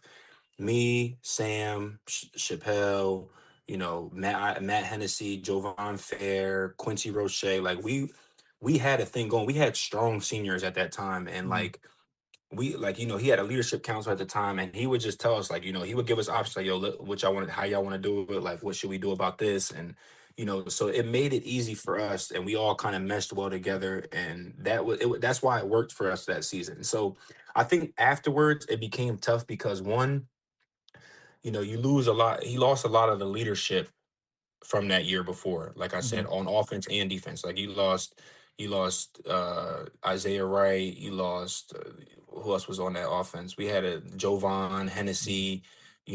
Kenny. You lost a lot of guys. Quincy transferred. Yeah. You lost a lot of people. So it's tough to it's like basically a rebuild. And not to mention COVID, right? Mhm. COVID happened, and that takes a lot of the players. Like some players weren't training as hard. Some players couldn't work out as much. You couldn't be around the guys and build a relationship to those guys and to those credits. So it's just tough. And then obviously, at Temple, our resources aren't like every other school, right? Like we're in the middle of North Philly. We don't have the same amount of resources as other schools have. Like it's tougher for us. And you need those moments when you could talk with the team and connect and do those outside pieces to bring the team together. You need all of that, and I feel like that's the part he probably really lacked on. He had some good leaders like Will Quinkle was still there, IGM, Amir Tyler was there, but again, we lost what I think 16 seniors. We lost something. We lost a lot that year, Mhm. and it's tough, man. And it was tough watching it, but I understand what they went through, and thankfully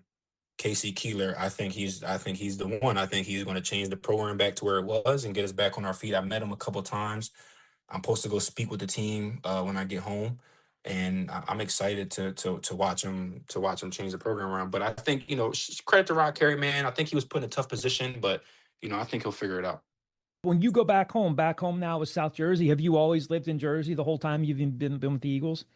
Yeah, yeah, man, it was hard for me to leave. So once I got drafted, I originally stayed with my mom for Mhm. like the first couple months because I was like, man, I was like, I ain't trying. I wanted to save money. I was like, the Sure. best way to save money is to stay with my mom. But I realized quickly I just can't live with my mom. Like nothing against my You're mom. not you're not It's just Tommy like you're not Tommy DeVito where his mom's making his bed and making him chicken cutlets and yeah, stuff like nah, I that. Yeah. couldn't, yo. My mom was in, it was just my sisters were there. It was too many people in my space. I didn't have no space. I needed to be by myself. So I ended up moving to Cherry Hill, and then I lived in Mount Laurel. But I always stayed in the area Yeah. because, I had my little sisters and my little brothers growing up, so I wanted to be around them. I wanted to be around the family, and it was just easier for me. Like, I was comfortable at home. Everybody loved me there. It was easier for me to move around. I didn't have to fake nothing. I could go out in public. I didn't mind talking to people around the area. It was cool for me. Shaun, last question for you. And again, can't tell you how much I Yeah, appreciate this. You absolutely. said in your message, you said, I can't wait for what's next. Not that you have to have it figured out now, but like what is next for you? Life after football. Man, and I don't know, man. I think I wanted to get into real estate, man. I definitely want to get in the real estate lane, man. Figure out this lane and try this out because thankfully I got people in my corner. Tim and Holly, they were the supporters of the number five at Temple, the Yeah. single digit. Yeah. I still keep in contact with them. They're great people. They've been mentors for me through the entire process of just going through football and even after. So I've been talking to them with them. I want to get into real estate, but man, even coaching, man, I noticed a lot. Like I train sometimes at the gym, like work people out and stuff like that. I enjoy doing that, but I've always had a passion for helping the younger youth and helping people get better and progress. So coaching is definitely something I would do.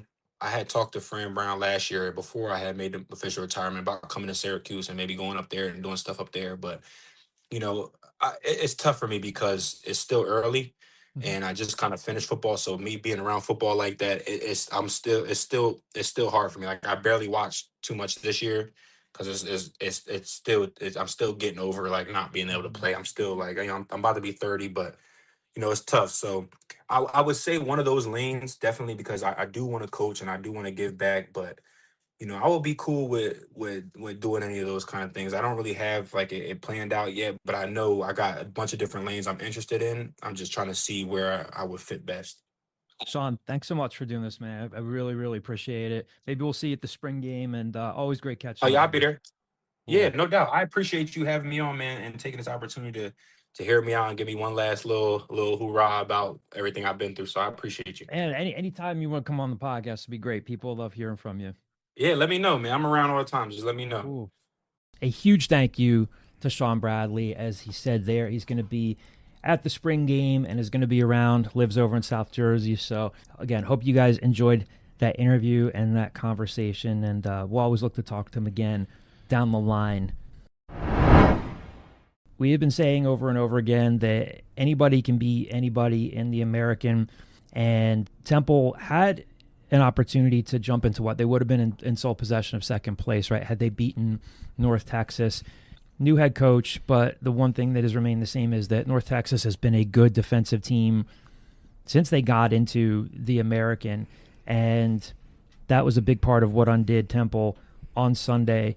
They blew a 12-point second half lead and just did not handle North Texas's defensive pressure. Golden opportunity to take a step up in the standings, and instead they lost 65-62. Gavin Griffiths had a clean look at a corner three late in the game that did not fall. Really rough game for Gavin Griffiths. It's been a rough 6 weeks for him, really.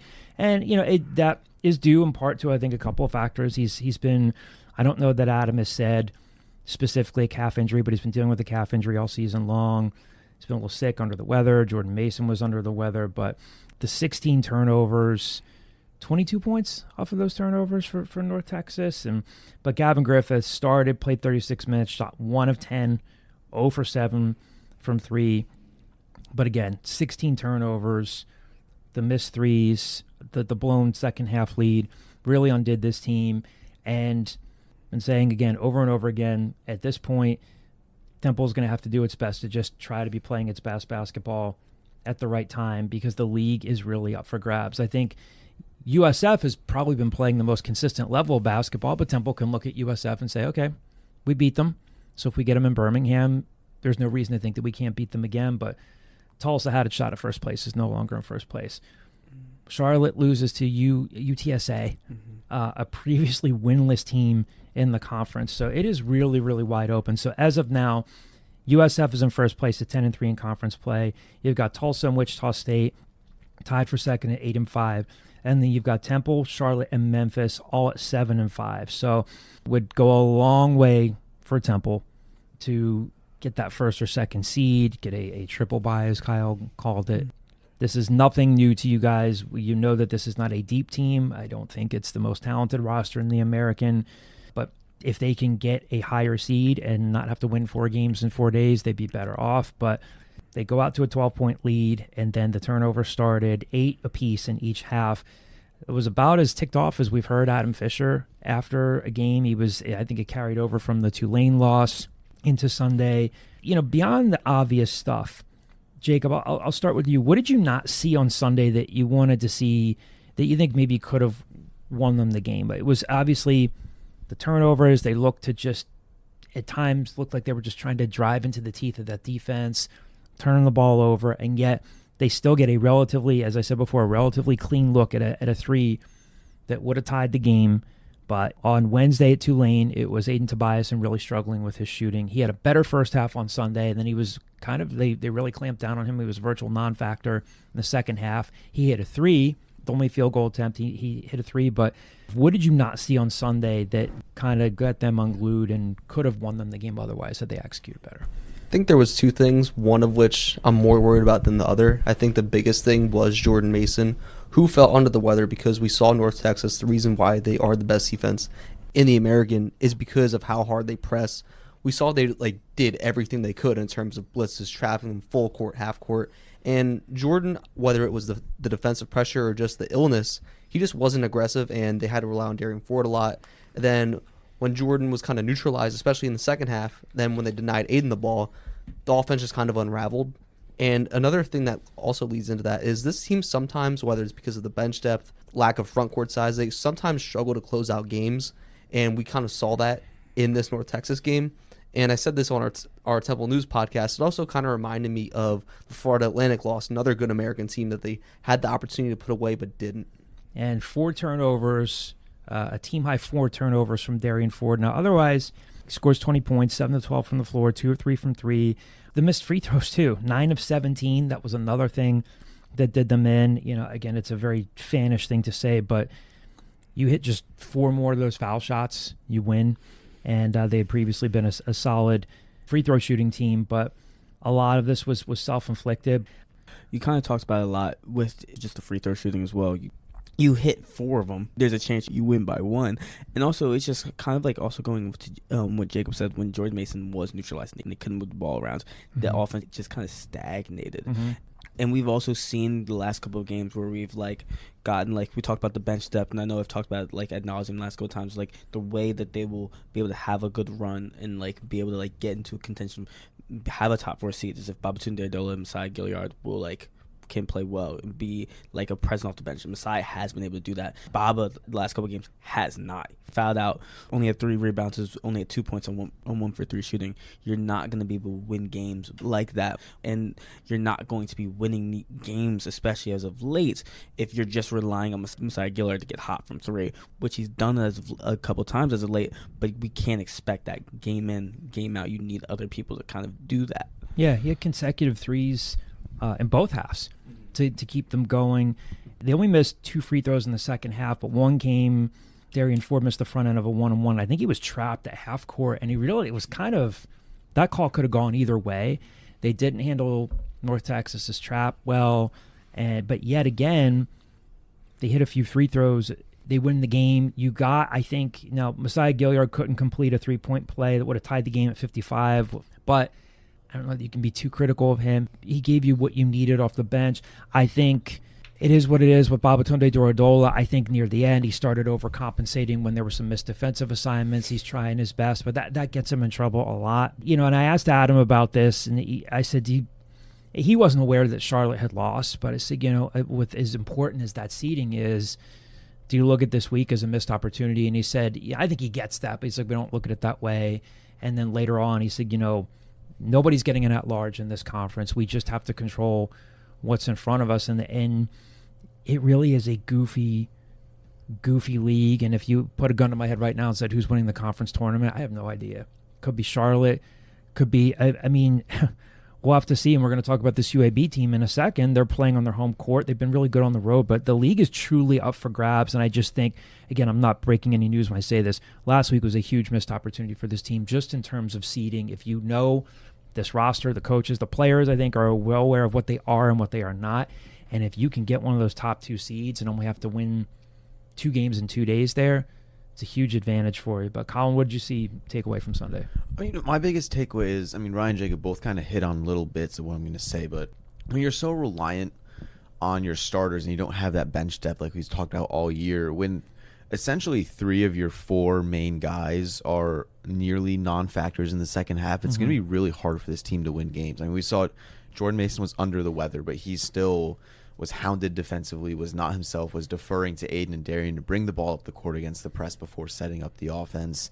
Aiden only took the 1 shot in the second half, and then Gavin just still can't find his groove from beyond the arc. He hasn't shot better than 40% from 3 since the first ECU game on January 7th. So he has really been a guy that I think has affected, the highs and lows of this team, and especially the lows recently with I think he opens up so much on offense with when he's on from 3, and when he has not been recently, we've kind of seen that happen where they just stagnate on offense, especially once 2 other guys are taken away. When it's just Darian as those kind of main 4 guys we've talked about, that is being able to score and get his offense going, it's going to be really hard for this team to win games because they don't have that level of bench production to compensate when Jordan Mason and Aiden Tobiason are compensated at the same time, or Gavin Griffiths and Jordan Mason. It's just going to be difficult when 3 of those guys really kind of aren't as big of factors as they need to be in the second half. There was some fan who tweeted at me and said Gavin shouldn't have even been on the floor, and I said, who else would you have wanted in that spot? I know Adam said after the game they were trying to drop a play that would have gone to the other side, but I don't think it would surprise anybody if Gavin Griffiths finds his shot again. I think there have been a few things at play there. Sometimes, again, like guys go through slumps. I have no problem with him taking that shot. Nobody else was open. I don't think that was bad offense to get the ball over to him. But again, there is no, you're not getting CJ Hines. You're not getting AJ Smith. Swish gave you about what he could give you. They clearly clamped down and did a good job on, as you said, I think North Texas could see that Jordan Mason was struggling a little bit. And can Darian Ford bring the ball up the floor? Yeah. Can Aiden do it? Yeah, but they're not as adept as ball handlers. They were trapping them as soon as they got to half court, if not before that. And yet again, they had a look in the corner, didn't hit it. I would not be surprised if Gavin starts to get his feet under him again. I don't know how his calf feels, but again, he played 30-plus minutes on Sunday. So again, here they are entering this week with UAB coming to town. Temple is 15-10 overall, 7-5 in conference play. UAB is 16-10, 7-6 in league play. They're 7-2 on the road, but those 2 losses came in non-conference play. Second in rebounding in the conference, Chance Westry, a guy that Temple had recruited previously from Harrisburg, 2nd assist and 1st in assist-to-turnover ratio in the conference. And a program that a coach with Andy Kennedy, who is, you guys are too young to remember this. I don't think you were alive when this happened. Andy Kennedy is a former Bob Huggins assistant, and Temple was recruiting a player named Keith Butler, and other programs were negatively recruiting against Temple, and Andy Kennedy was faxing Keith Butler and was speaking not so kindly about Temple, and then Keith Butler brought the fax in, and John Chaney called Bob Huggins, and Bob Huggins was like, yeah, you got me. But and Andy Kennedy was that assistant coach. He was talking a little bit of smack on Temple, but they have won this conference before. It's a different roster, but they are going to go down to Birmingham and have the conference tournament down there. Reasonably thought that Temple would win at Tulane last week. They didn't. So we cannot reasonably think that just because UAB is lower in the standings that this is a good chance at a win for Temple. So every game's an adventure from here. Simple question, what do they need to do to win Wednesday night? I think the answer is simple, and it's just Gavin Griffiths having a hot shooting night. And I say that because you saw what North Texas was able to do to them defensively, just sending 2 at every ball handler. So when you have Gavin, an effective corner shooter, a guy who can kind of just keep shooting, that'll alleviate a lot of pressure. And when you're going up against an elite UAB defense who has a top 75 defensive rating in the nation, I think that can be key. And also, because of their dominance off the glass, just having Jemai Felt, having Babatunde Duradol, and just the team overall being aggressive off the boards, and also staying out of foul trouble, that's going to be essential, especially with Baba's foul trouble that has kind of just plagued him all season. My thing's mostly going to be just about the rebounding, honestly. They have to kind of get back to just be aggressive on the boards. Jacob said it best. Babatunde and Jemai Felt, they are on this team to be able to spark plugs on the rebounding glass, and they have to be able to do that. We've seen them go against like teams that have been good at rebounding before, where it was like FAU. They won the rebounding battle against FAU. They tied the rebounding battle against Rice. Those are two of the better rebounding teams in the conference. And then they also had the game against South Florida, where South Florida is one of the best rebounding teams in the entire country, and they tied that rebounding battle 32-32. You need to be able to kind of like have that mentality again against a UAB team that uses the boards and is able to like hound down on defense against them, because this is a Temple team that's last in the conference in rebounding. Second to last. You mentioned the South Florida game. Mo Keita was critical down the stretch in part because of his size down low and the rebounding he can offer. And he's been someone that Adam Fisher has turned to when playing bigger teams, and also maybe someone we can see maybe not for long on the court is Spencer Mahoney, because he doesn't really offer much overall, but we have also seen Adam Fisher kind of turn to him in spurts when the team needs more interior size. So we could potentially see some interesting rotational decisions tomorrow as well.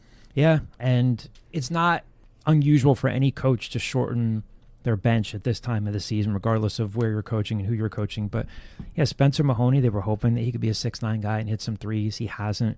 Mo, the top end of what you could hope to get from him is what you got from him against USF.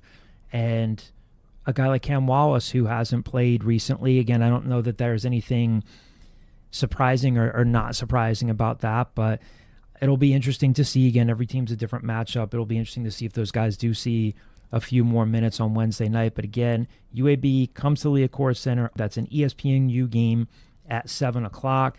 The women have lost 3 in a row. They're now 10-14 after Saturday's loss to ECU. They play at Charlotte tonight. We're recording on Tuesday. We'll try to get this out to you either on Tuesday night or Wednesday morning. So Diane's team is in the same position, not record-wise, but they would have to catch fire in the conference tournament. We'll see if that actually happens.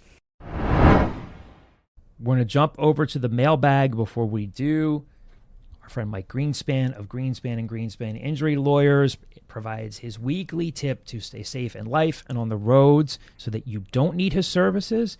If you do need his services, again, he's the best injury lawyer that you could hope to have, but he wants to keep you safe in life, on the roads, in the snow, any weather conditions you're facing, any of the goofballs on the road that you encounter. So Mike has another tip for you this week, and then we will hop into the mailbag, which includes a couple of tough decisions for me. Why is it important to give truckers a break? We've all been there. We're on the interstate, we're stuck in traffic, and you're behind a truck. Your natural inclination is get out of your lane, get in front of that truck, and get it behind you. Well, that's understandable. You got to remember, when you cut in front of a truck, it's not so easy for them to stop as it is for you when you're driving a car. So the next time you're out on the roadway and you're about to pass a truck, give them some room. Remember, many of them are driving long hours for not so great pay, and it's hard on them. Give them a break and they'll appreciate it. Let them get home safe to their families, just as you want to. Question number 1 in the mailbag here comes from the screen name Stapler01. What do you know or guess about how the $500,000 donation came about? And that is for football. Kyle had, I think, with a little bit of snark, quote tweeted this several days ago and said, if you're an OwlScoop subscriber, you knew about this. But again, this is something that we reported.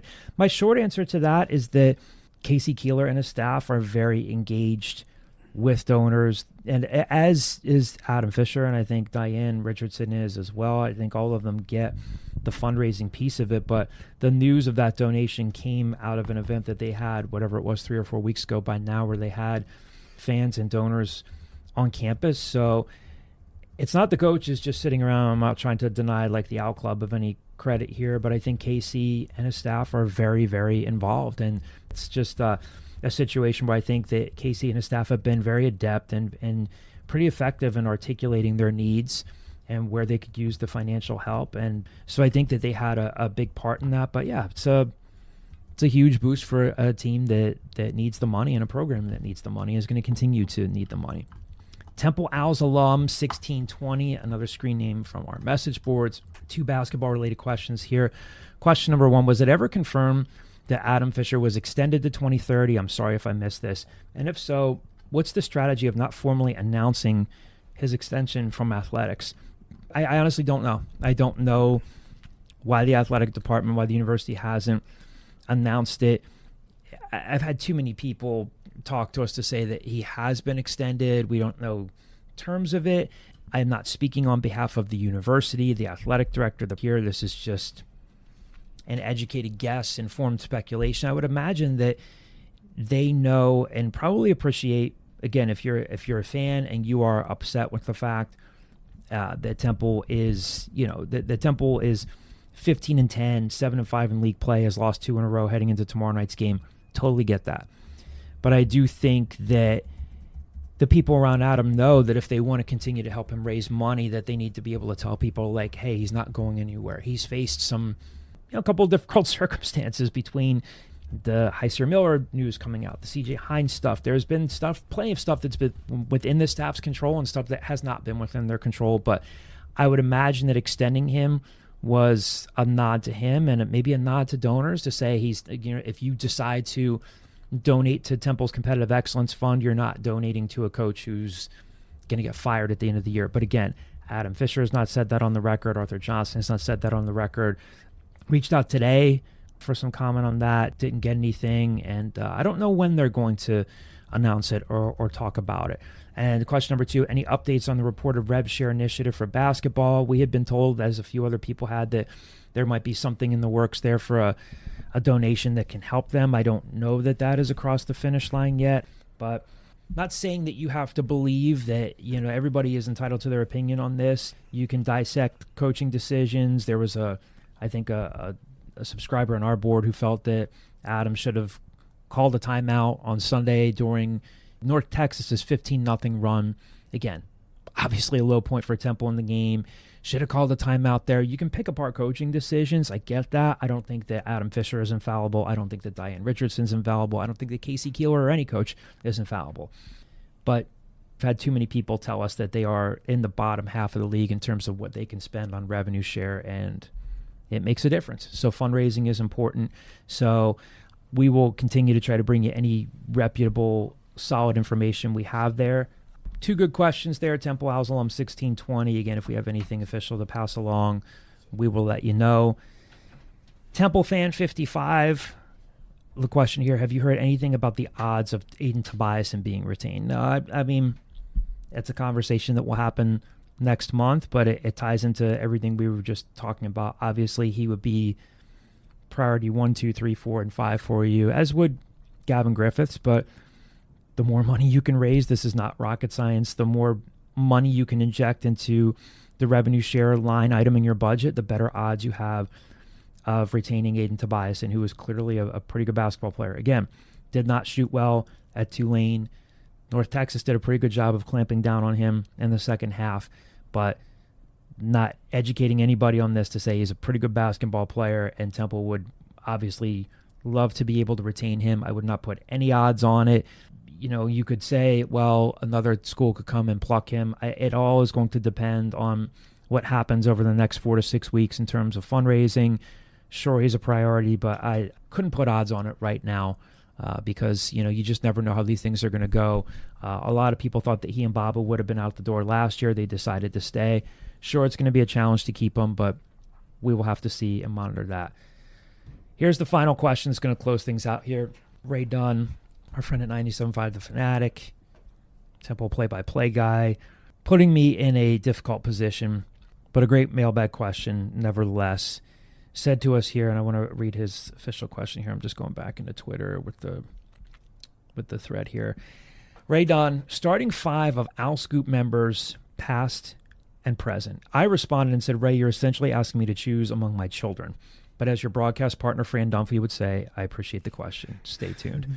Graham Foley, social media extraordinaire, content guru of the Philadelphia Flyers, former Owl Scoop staff member, said, I know my place here, but would love to come off the bench and contribute in such a deep lineup.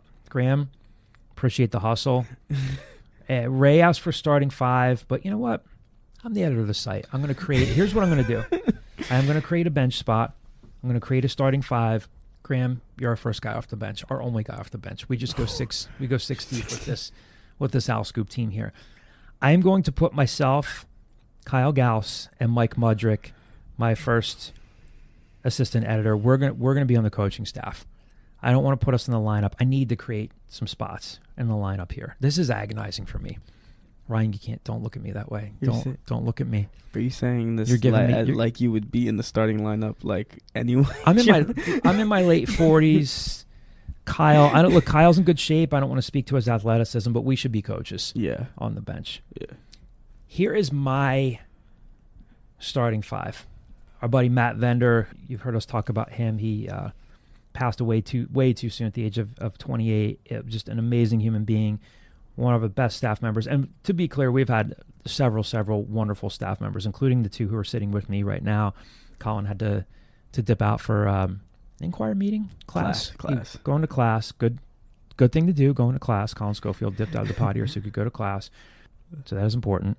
So including the guys here, we've had great people here working for us. But Matt Vender, the late Matt Vender, we love him and miss him dearly. I was thinking of him again this weekend. There were a couple things that came across, just came to me, and I thought Matt would really get a kick out of this. So Matt is in our starting 5. Our buddy Greg Payon, who you saw a couple weeks ago from the American Cancer Society, helped get the Can't Retire From This event here to campus. Greg is the guy who I think would communicate exclusively with the officiating crew, because Greg's really funny. He would help us as a coaching staff and maybe work the refs a little bit. I'm going to put our friend Sam Cohn in the starting 5. Sam used to do the Cone Zone, former high school basketball player, knows the game. Going to put him in the starting 5. Our buddy Javon Edmonds. Good. Well, how tall will we say Javon is? About 6'4", 6'5"? I was going to say like 6'3". Yeah, I got the chance to shoot around after a game with Javon. Dude's got a good-looking jump shot. It's a thing of beauty. So I'm going to put him in the starting lineup.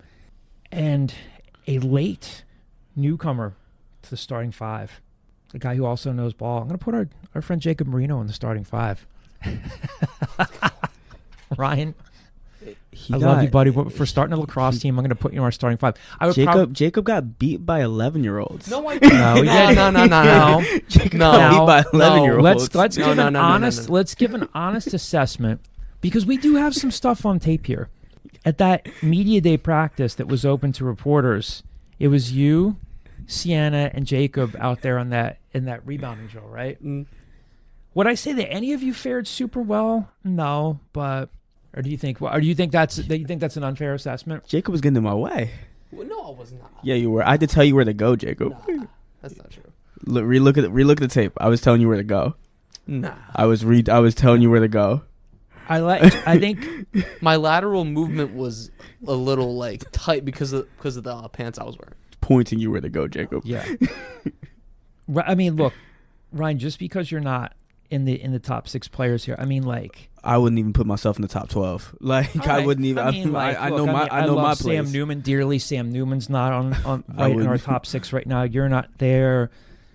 So many people here. Colin being a forcer down low, but there are a lot of people that didn't make the cut here. Again, this is why I think Ray put me in a difficult position here. He could have given me a few more roster spots. I basically stole one for Graham, but Jacob's got a little moxie. He's a ball knower. He can break down the game.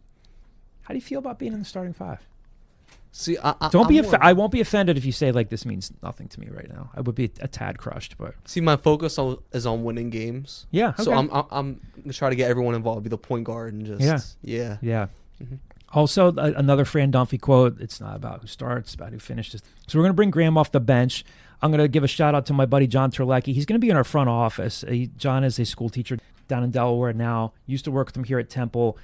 Would we have eventually started a podcast eventually? Yes, I think we would have, but John gave us the idea 11 or 12 years ago, was the impetus behind starting the Scoop. So I'm going to put John Terlecki in our front office, but I'm sure Kyle will have something to say about this next week, because I imagine he'll say, like, why do you automatically assume that I want to be on your coaching staff? I'd rather be on the court.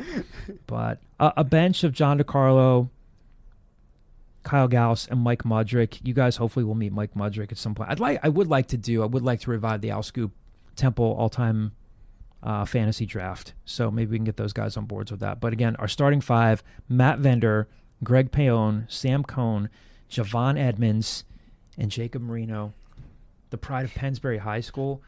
I who's to say that maybe Lavoy Allen and Dalton Pepper didn't put in a good word for you over the last couple hours? I don't know. Say, hey, we need a Pennsbury grad in the lineup there. Maybe that happened. Maybe it didn't. Former Sixer, Lavoy Allen.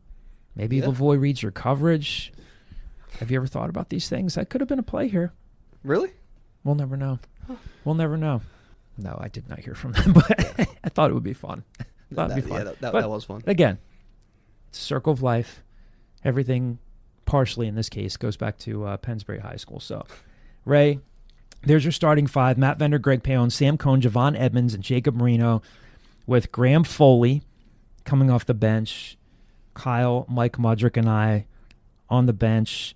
Ray, if you'd like to give us a little bit more of a budget to build out more of a roster, we can get a few more guys on the bench there. So, but that was tough. I was a little anxious about this. But Ray, I think, just wanted to create a little chaos.